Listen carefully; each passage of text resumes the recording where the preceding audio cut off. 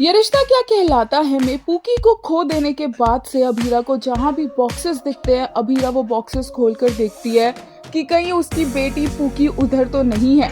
और फाइनली जाकर अभीरा की ये सर्च खत्म हो गई है क्योंकि सड़क पर पड़े बॉक्सेस में अभीरा को सचमुच अपनी पूकी यानी कि मायरा मिल गई है।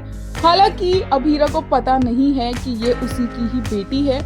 अभीरा उसे अपने साथ अपने घर ले जाएगी और वहां ले जाकर अभीरा के जो 7 साल के पूकी के लिए बर्थडे गिफ्ट थे वो सब मायरा के सामने आ जाएगा और वो बोलेगी कि बच्चों को तो गिफ्ट्स खोलना पसंद होता है और मेरे तो ये फेवरेट हॉबी है, तो आप अपनी पूकी को ये गिफ्ट्स दे दो क्योंकि उसे भी ये गिफ्ट्स खोलकर अच्छा लगेगा।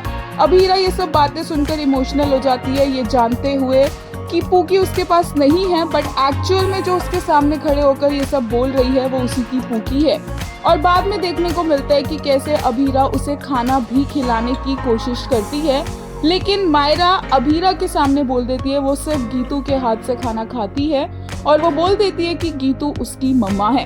यही बात आगे जाकर काफी सारी मिसअंडरस्टैंडिंग्स क्रिएट करेगी क्योंकि अभीरा को इस बात का विश्वास दिलाया जाएगा कि मायरा एक्चुअल में अरमान और गीतांजलि की बेटी है।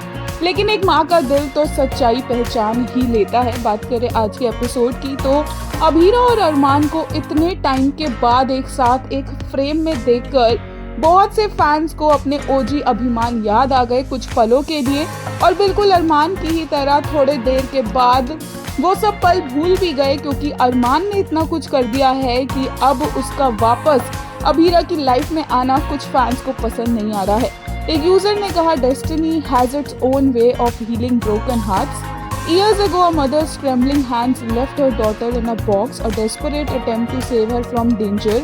That box became the symbol of a painful separation. एक यूजर ने कहा, their one touch felt like everything, not just butterflies. I swear I felt the whole zoo in my stomach. They are just so. I can't. वही एक ने कहा, the scene was so good, Ro Riddhi was magical, but writers as usual has to spoil with the dialogue at the end.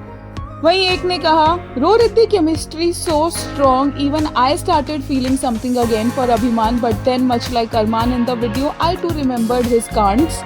DKP went too far ruining him, otherwise I'd gushing over this scene so bad. एक और user ने कहा, Myra escaped for minutes, Bapsa faced a near-death experience and was wrecked with guilt. What about the mother whom he separated her child for 7 years and continues to do so after giving guilt for life?